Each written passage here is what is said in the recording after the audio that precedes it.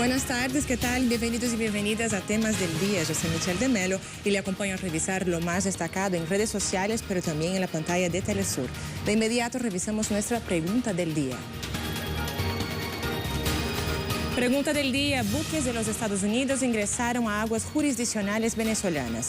Ya los marines británicos empezaron ejercicios militares en las Islas Malvinas, una zona históricamente en disputa con Argentina, un territorio argentino en disputa también con Reino Unido. ¿Qué buscan las potencias en América Latina? Nosotros preguntamos @temastelesur, @telesurtv.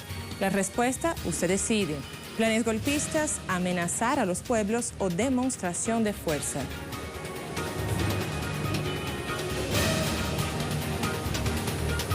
Este viernes el Senado de Chile debate el proyecto de ley que le permitirá a los ciudadanos retirar el 10% de los fondos de pensiones. La medida ya fue aprobada en la Cámara de Diputados, ahora necesita el apoyo de la amplia mayoría de los senadores para convertirse en ley. Este es nuestro primer tema del día. La Comisión Constitucional del Senado estudia la pertinencia del proyecto de ley. A la sesión fueron invitados la ministra del Trabajo y Previsión Social, María José Saldívar, y el ministro de Hacienda, Ignacio Briones. Tras esta jornada, la comisión convocará una sesión para el lunes en la que se tramitará el proyecto hasta su total despacho a la plenaria.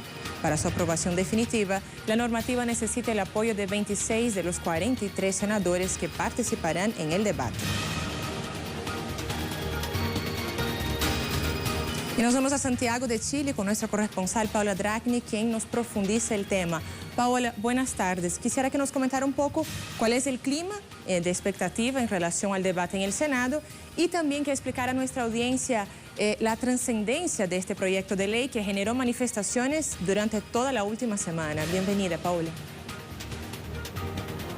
¿Cómo estás? Un gusto saludarte en una tarde fría y donde además sin duda es el tema nacional, porque este primer trámite en el Senado, segundo trámite a nivel constitucional, tiene que ver justamente con el análisis que hace la Comisión de Constitución del Senado. Y ya hay algunas novedades que están siendo, la verdad, repudiadas en las redes sociales por los chilenos y chilenas que esperaban que no se presentaran indicaciones que pusieran piedras en el camino legislativo de este ansiado proyecto de ley. Es el senador Lagos Weber, hijo del expresidente Ricardo Lagos, quien anuncia que presentará una indicación para que quienes retiren este 10% paguen impuestos sobre este retiro de dineros.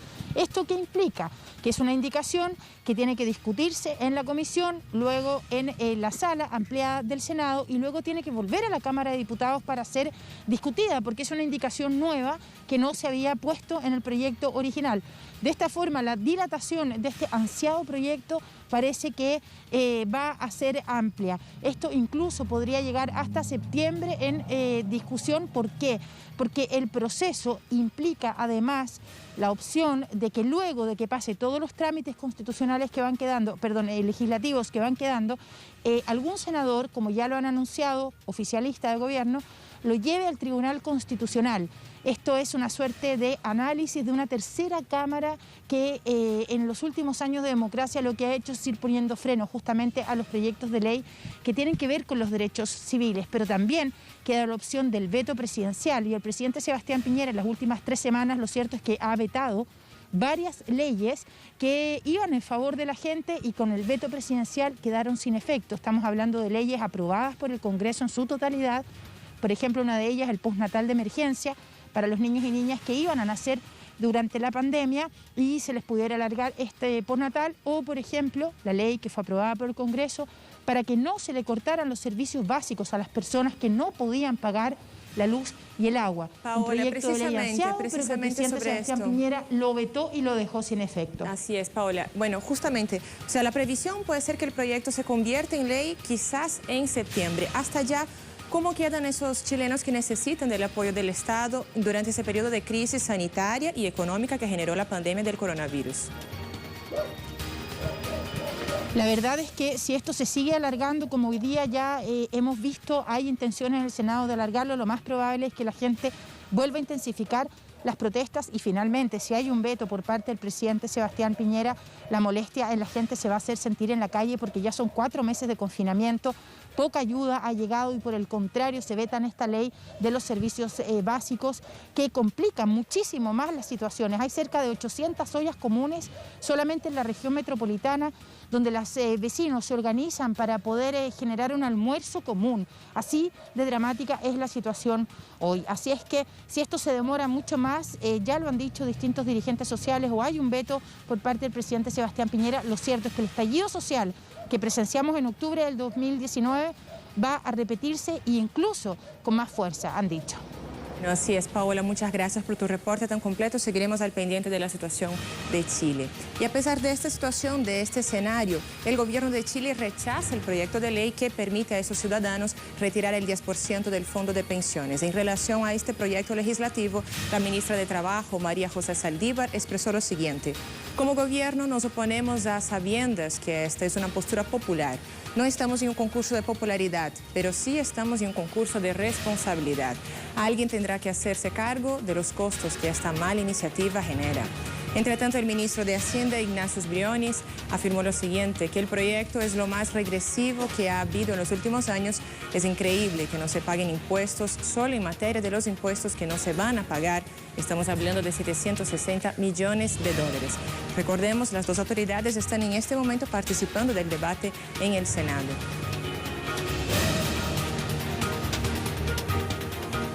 Justamente en este debate que está en desarrollo en el Senado, el senador y presidente de la Comisión Constitucional del Senado chileno, Alfonso de Urresti, reiteró el apoyo del comité al proyecto de ley de pensiones.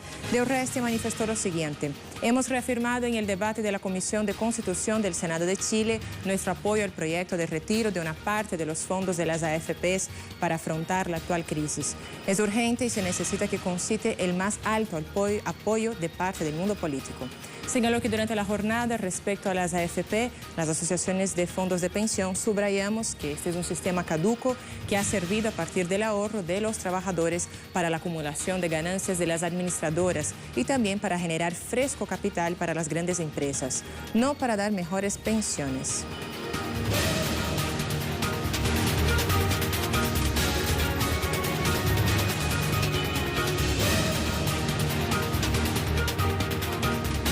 Más temprano les hicimos la pregunta del día. Buques de Estados Unidos ingresaron a aguas jurisdiccionales venezolanas.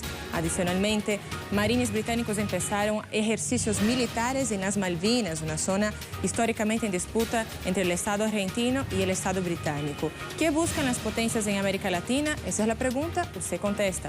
Planes golpistas, amenazar a los pueblos, demostración de fuerza. Le invitamos a opinar en nuestras páginas @temastelesur, @telesurtv y @mendemelotelesur.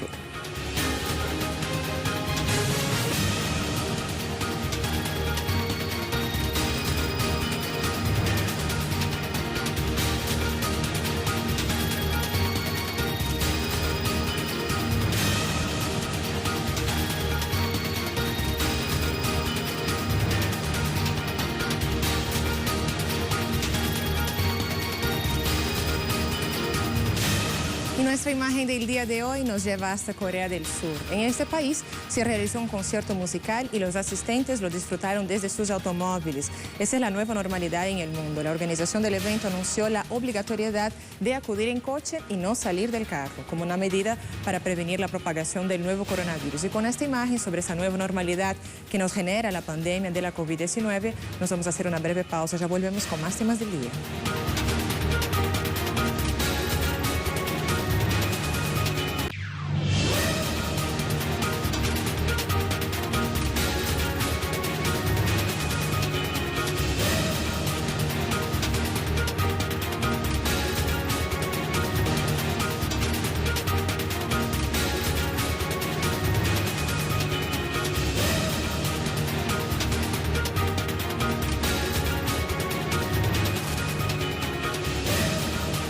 Regresamos con más temas del día. Este viernes, el Consejo Económico y Social de la Organización de Naciones Unidas celebró un encuentro virtual donde el grueso de los países coincidió con el secretario general de la ONU en la defensa del multilateralismo para regular las relaciones internacionales. Más en nuestro segundo tema del día. La pandemia ha expuesto y ha exacerbado las vulnerabilidades y desigualdades entre países y ha reconfirmado que el sistema en el que nosotros dependemos en términos de alimentación, comercio, salud, incluso el ambiental, no solo son independientes, pero exponencialmente frágiles. La pandemia ha expuesto una realidad no solo en términos de la emergencia sanitaria, sino las múltiples carencias de nuestro sistema. Sobre este tema tenemos más información desde Washington con nuestro corresponsal Jorge Gestoso. Jorge, buenas tardes. Muchas gracias. En la cumbre virtual del Consejo Económico y Social sobre el Desarrollo Sostenible de las Naciones Unidas, su secretario general Antonio Guterres dijo que el multilateralismo renovado es absolutamente imprescindible para vencer las crisis que enfrenta el planeta, a lo cual se sumó también los comentarios del canciller de Venezuela, Jorge Arreaza, que dijo textualmente que el multilateralismo es la única vía de sobrevivencia de los pueblos y precisamente se ha identificado a la pandemia del COVID-19 como el mayor reto que enfrenta la humanidad y que podría mandar décadas hacia atrás a la Organización Mundial y también al planeta entero. Podría generar pobreza y una serie de grandes problemas. Y allí es donde entonces interviene, por ejemplo, la visión del canciller Arreaza, que dice que no puede continuar que los grandes países, entre comillas, desarrollados, estén financiando la recuperación o puedan financiar la recuperación de la pandemia a través de guerras y justamente del robo de recursos económicos a naciones menos desarrolladas. El COVID-19 realmente está devastando el planeta. Estamos hablando que por lo menos a hoy hay 14 millones de contagiados y estamos hablando de casi 600.000 muertos. Y siendo aquí Estados Unidos el 4% de la población mundial, representa el 25%, la cuarta parte de los casos, ya sea en términos absolutos, estamos superando los 3,5 millones de contagios aquí en los Estados Unidos y los más de 141.000 muertos. En definitiva, América Latina a través de Brasil, a través de Perú, a través de México e incluso Colombia, está registrando niveles récord de contagios y con eso asociado absolutamente a la pobreza, a la marginación y a la hipotecar el futuro desarrollo de los pueblos durante décadas, como identifica entonces esta reunión de las Naciones Unidas. Volvemos contigo. Jorge, muchas gracias por tu reporte tan completo. Revisemos ahora en qué consiste esa Agenda de la ONU 2030, concebida como una hoja de ruta donde la cooperación internacional es fundamental para lograr un mundo mejor, sobre todo para los pueblos más vulnerables del planeta. Veamos. En el espíritu y letra de sus 17 objetivos se percibe un nuevo paradigma en el que las personas, la paz y las alianzas internacionales toman un papel protagónico. Sobre este documento, rubricado en 2015 por 193 estados, especialistas en relaciones internacionales destacan su carácter universal, pues busca crear una alianza donde todos los países participan en igualdad de condiciones e involucra, además, los 3 pilares del desarrollo sostenible: económico, social y medioambiental. También la Agenda 2030 es considerada civilizatoria por su enfoque en los derechos humanos y por la búsqueda de un desarrollo conjunto dentro de los límites planetarios. En este sentido, este nuevo multilateralismo representa una visión holística para alcanzar un mundo sin pobreza y menos desigualdad, aspecto que, por cierto, son prioridades para América Latina y el Caribe. En sintonía con el tema de la cooperación, la Comisión Económica para América Latina y el Caribe ofreció sus capacidades interdisciplinarias y sus plataformas intergubernamentales para apoyar el cumplimiento de esta ambiciosa agenda. Y durante el encuentro, el canciller venezolano Jorge Arreaza destacó la importancia de un multilateralismo insurgente en las relaciones internacionales del siglo XXI. Escuchemos. El nuevo multilateralismo debe señalar el cumplimiento de los objetivos de desarrollo sostenible en todos nuestros países y debe distribuir los recursos de una manera diferenciada y equitativa para garantizarlo. El multilateralismo necesitado por la raza humana durante y luego de la pandemia debe demostrar solidaridad, eficiencia, audacia, creatividad y valentía. Por su parte, el primer ministro de la India, Narendra Modi, reiteró el apoyo de su país a los objetivos planteados en la Agenda 2030 de la ONU. Escuchemos. Multilateralismo está enfrentando muchos retos en la actualidad. Desde el principio, India ha apoyado el desarrollo de la Unión y del Consejo Económico y Social, instancia que, por cierto, su primer presidente fue un connacional. Desde entonces, India apoyó todos los objetivos comunes y de manera activa, contribuyendo a elaborar la Agenda 2030. Y con nuestros esfuerzos domésticos, estamos ayudando a otros países en vía de desarrollo a concretar sus agendas y el logro de objetivos sustentables.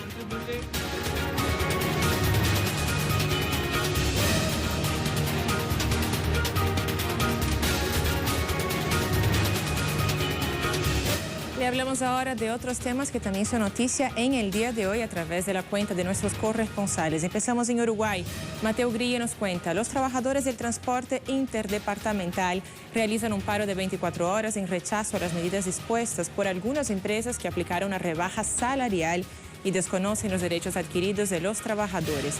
Protesta social en Uruguay y ahí se nos tuita nuestro corresponsal en Montevideo, Mateo Grille. Avanzamos. Hablemos también de Venezuela con Leonel Retamal Muñoz. El Consejo Nacional Electoral de Venezuela citó a los partidos políticos participantes de las próximas elecciones parlamentarias del 6 de diciembre a ser parte de la primera auditoría del proceso, con miras a la constitución de las mesas y delegados electorales. Avanza entonces en Venezuela el cronograma electoral, pero tenemos más. Y hablamos de Ecuador con Denise Herrera, nuestra compañera, que habla lo siguiente. Trabajadores de la empresa Correos de Ecuador exigen a la Corte Constitucional del país procesar su demanda de inconstitucionalidad contra el decreto ejecutivo 1056. Escuchamos.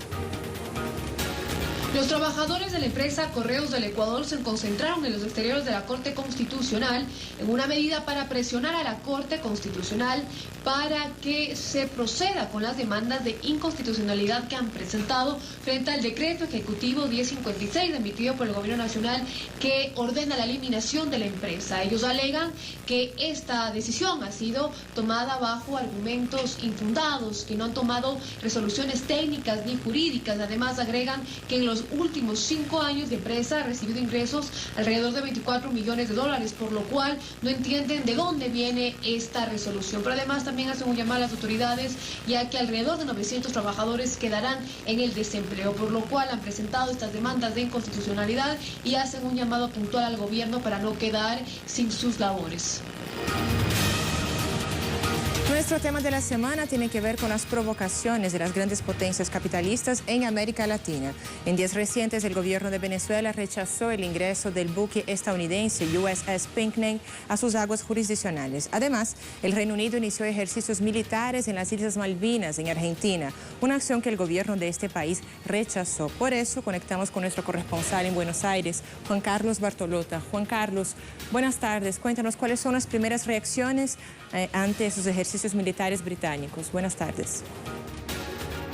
¿Qué tal? Muy buenas tardes. Efectivamente, un enérgico rechazo ha manifestado el gobierno argentino a través de la Cancillería por estos ejercicios militares que se están realizando en uno de los islotes que conforman el archipiélago de las Islas Malvinas, usurpadas ilegal e legítimamente por el Reino Unido desde hace muchos años y que conformó además el intento por parte de la dictadura militar argentina en el año 1982 de recuperar esos territorios y que generó una confrontación bélica que duró 74 días entre Gran Bretaña y la República Argentina. En estos momentos, reitero, en manos el gobierno de la dictadura militar de Leopoldo Fortunato Galtieri, quien era el presidente de facto aquí en nuestro país. La Cancillería Argentina rechazó la realización de ejercicios militares, digo textualmente,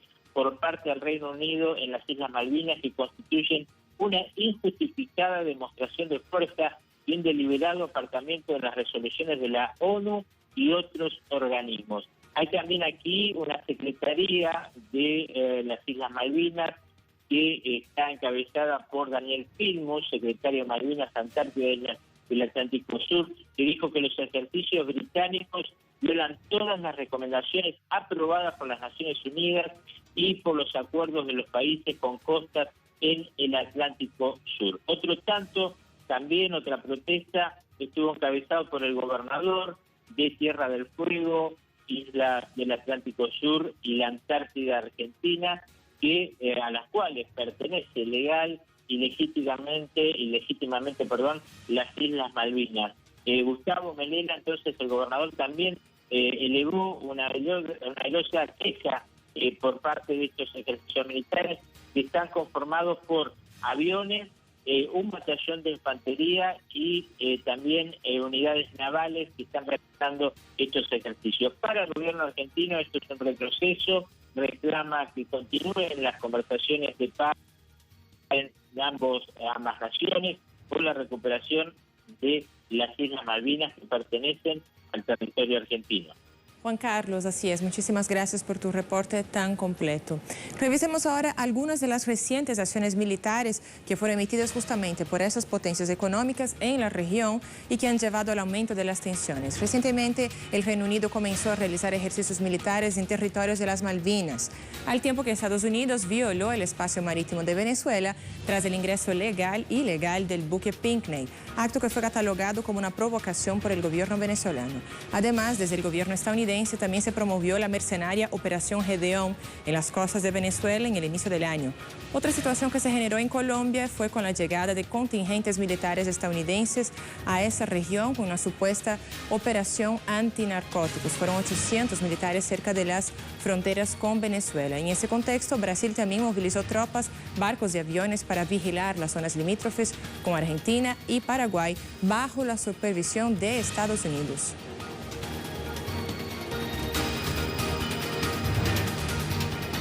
Y nuestro tema de la semana tiene que ver también con las provocaciones de esas grandes potencias capitalistas en la región. Justamente sobre eso, revisemos el siguiente video en donde el presidente de Estados Unidos, Donald Trump, se reunió con el jefe del Comando Sur del Pentágono de Estados Unidos, el comandante Craig Feller, en donde justamente en esa situación, ese comandante presenta nuevos militares que vienen de Estados Unidos y vienen de Brasil, justamente que recibieron sus sueldos por los gobiernos de esos dos países y ahora están a disposición de los servicios de los militares de Estados Unidos, del Comando Sur de Estados Unidos. Veamos el siguiente video.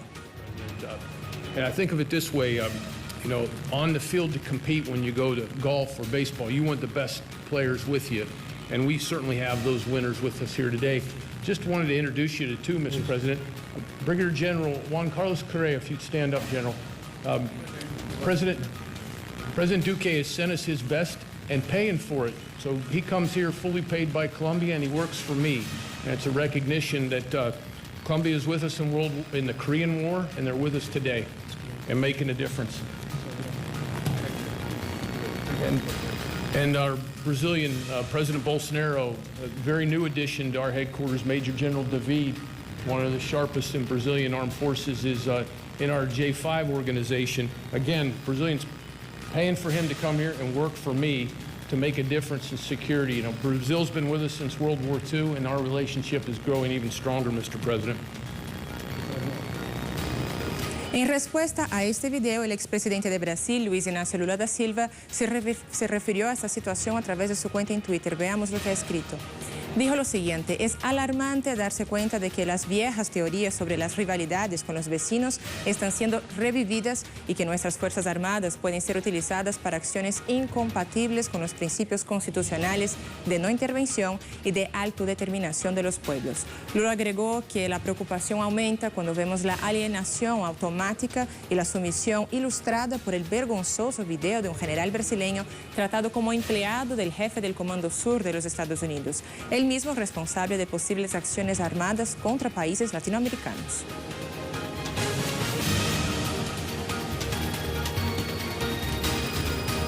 Y para profundizar ese tema, Héctor Bernardo, periodista y profesor de la Universidad de La Plata, está con nosotros. Héctor, muchas gracias por aceptar nuestra invitación. ¿Qué tal? Muchas gracias a ustedes por invitarme. Bueno, con todo ese histórico reciente que hemos visto de ejercicios militares, de operaciones mercenarias que fueron financiadas por las grandes potencias, más un escenario de crisis económica mundial, ¿qué eso puede representar? Eso puede representar entonces una amenaza para los países y para los pueblos de Latinoamérica. Sin duda que es una amenaza y es una acción más de dos potencias que tienen una tradición imperialista, una tradición de falta de respeto al derecho internacional, de falta de respeto a las organizaciones multilaterales. Realmente tratan de imponer, como siempre lo han hecho, la ley del más fuerte. Lo hago porque puedo, vendría a ser el resumen de las acciones del Reino Unido y también de Estados Unidos.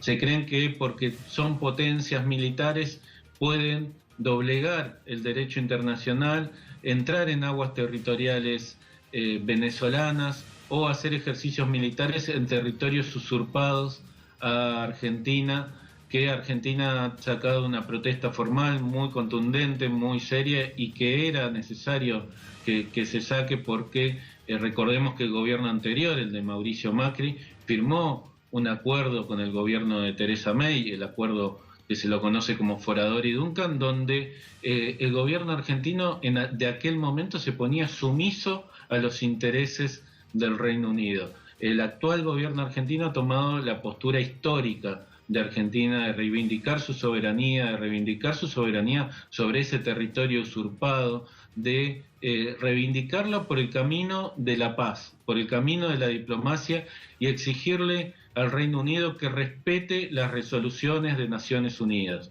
No se le pide otra cosa, se le pide que respete las resoluciones de Naciones Unidas y que se siente a negociar y a charlar sobre ese territorio ilegalmente usurpado a Argentina. También es lo mismo que pide Venezuela, respeto a su territorio y a su soberanía. Héctor, justamente nosotros venimos ahí de un periodo de la llamada década ganada con gobiernos de un carácter progresistas en el continente. Ahora vivimos recientemente en Argentina el gobierno Macri, que tiene una postura similar al gobierno Duque en Colombia, al gobierno Bolsonaro en Brasil, justamente liberando la soberanía de sus países para la entrada de los militares estadounidenses. En ese sentido, también recordemos que Estados Unidos vive un escenario electoral y Trump va mal en las pesquisas de opinión, las encuestas de opinión. Quisiera saber entonces, en ese escenario, ¿usted cree que es posible que mientras más Trump vaya mal en las elecciones, en los sondeos electorales, que sea real una posibilidad de intervención militar en el continente, quizás en Venezuela o en otra región? Realmente todo es posible con Estados Unidos, es una potencia que ya ha demostrado en otras ocasiones que para distraer los problemas internos utiliza la política internacional y no tiene el menor reparo en realizar una agresión militar contra otro país. Ya lo ha hecho en otro momento, incluso en América Latina, invadiendo Panamá, invadiendo Granada. Realmente no son hechos tan distantes en el tiempo. Panamá estamos hablando de hace 30 años solamente. Recordemos esas acciones militares que violaron el derecho internacional, que violaron la soberanía de un pueblo libre y que impusieron después un gobierno títere, como siempre lo hacen, para llevar adelante sus intereses. Realmente las acciones del gobierno norteamericano se puede esperar cualquier cosa, más como decía usted, en un año electoral.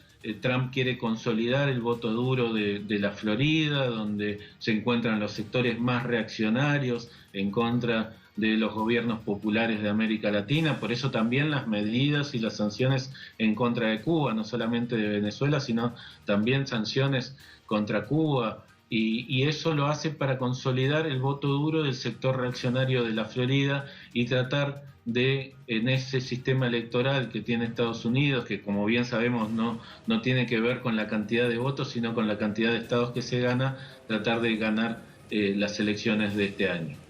Así es. Héctor, muchísimas gracias por su participación y por su análisis. Hasta la próxima.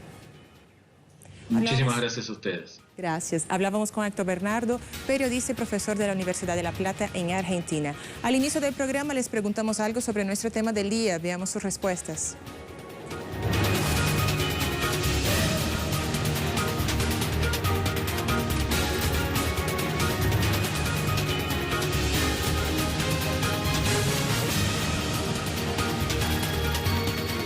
Pregunta del día. Buques de los Estados Unidos ingresaron a aguas jurisdiccionales venezolanas. Ya los marines británicos empezaron ejercicios militares en las Islas Malvinas, una zona históricamente en disputa con el territorio con el Estado argentino. ¿Qué buscan las potencias en América Latina? Nosotros preguntamos, ustedes contestaron. El 49% dijo planes golpistas. El 24,9% dijo amenazar a los pueblos. Y el 26,1% nos dijo demostración de fuerza. Ahí está nuestra pregunta del día y la opinión de ustedes. Y así, con nuestra pregunta del día, llegamos al final de esta emisión de Temas del Día. Gracias por acompañarnos y hasta la próxima.